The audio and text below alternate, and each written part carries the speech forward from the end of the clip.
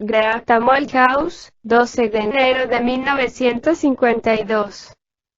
El centro magnético.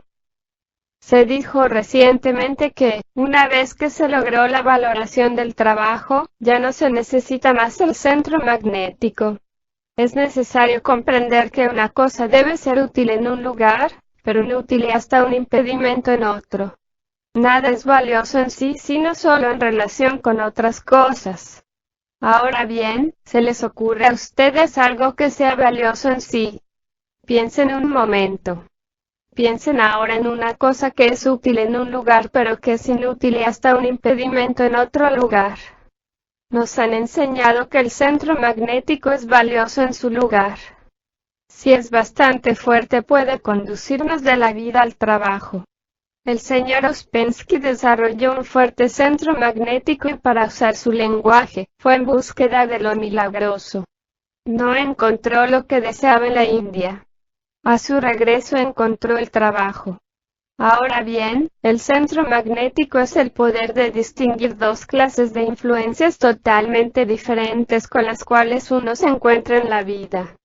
Se llaman las influencias A y las influencias B. Las influencias A son creadas en la vida. Son los intereses en los negocios, la política, la guerra, el deporte, el rango, el poder, las intrigas, la maledicencia, las innumerables formas de juego, y otros intereses tales como el alimento, la bebida, el dinero, la ropa, la publicidad, y así sucesivamente. Somos dominados por una u otra o varias de esas influencias a través de nuestras actitudes. Son nuestras actitudes las que nos conectan con ellas como por hilos invisibles.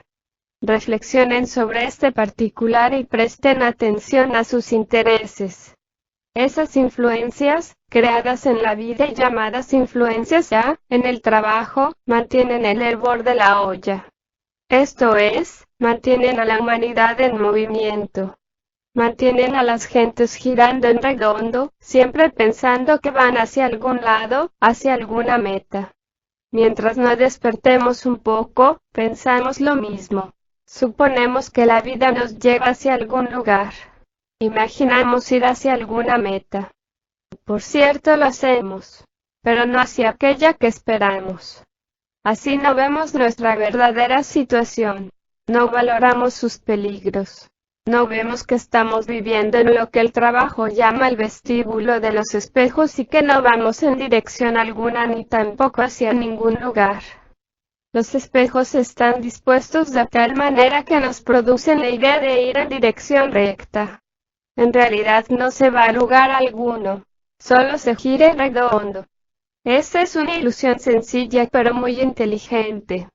Pero solo tiene poder sobre nosotros mientras uno no se examina a sí mismo, y en la vida nadie lo hace. Es innecesario para la vida, de hecho, nadie desea observarse a sí mismo. Esto se debe a un sinnúmero de sencillas ilusiones, muy inteligentes todas ellas, tales como: oh, me conozco de pies a cabeza. Oh, esta manera de pensar hace que una persona sea introspectiva. Ya sabemos, son ideas morbosas, mis ocupaciones no me permiten pensar en tales cosas. Soy una persona práctica. Es una colección muy interesante. Son merecedores de estudio, quiero decir, en uno mismo. Si no se las observa, esto es, si no se las torna conscientes para uno mismo, nos harán mucho daño manteniéndonos dormidos de diversas maneras, lo cual es, desde luego, su objeto.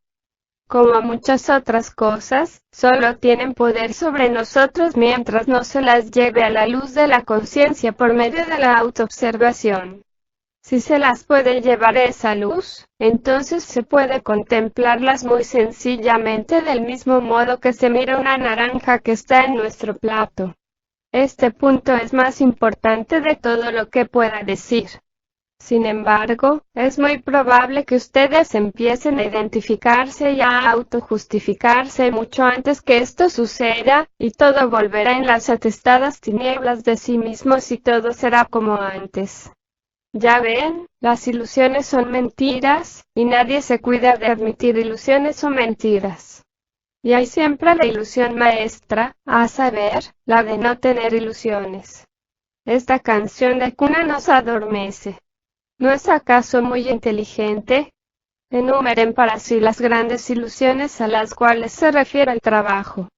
Vean por sí mismos, en ustedes mismos, de qué manera sencilla e inteligente, todos son mantenidos dormidos y entiendan cómo es innecesario construir esas vallas alrededor de las ovejas.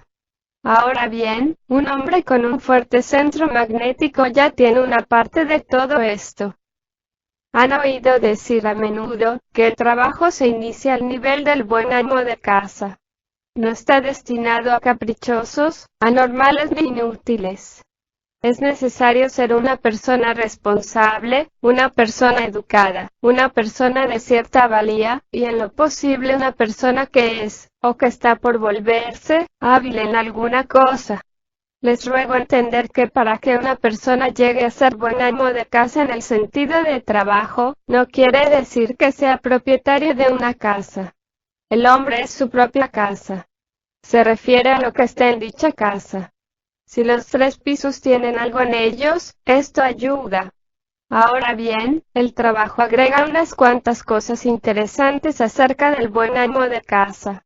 Dice que no cree en la vida. Verán que esas cosas están relacionadas entre sí. Cuanto más fuerte es su centro magnético, menos ilusiones tendrá acerca de la vida, creyendo así, menos en ella. Tal vez no habrán observado anteriormente esta conexión. Ahora bien, para retornar al centro magnético, se dijo antes que una vez que do suena, el centro magnético ha cumplido su trabajo. Se dijo asimismo que aunque nos pueda llevar al trabajo, no puede mantenernos en él.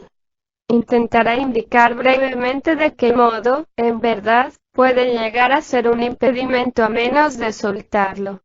En los comienzos del trabajo, el señor Gurdjieff me dijo que pusiera a un lado todos mis libros y no leyese más.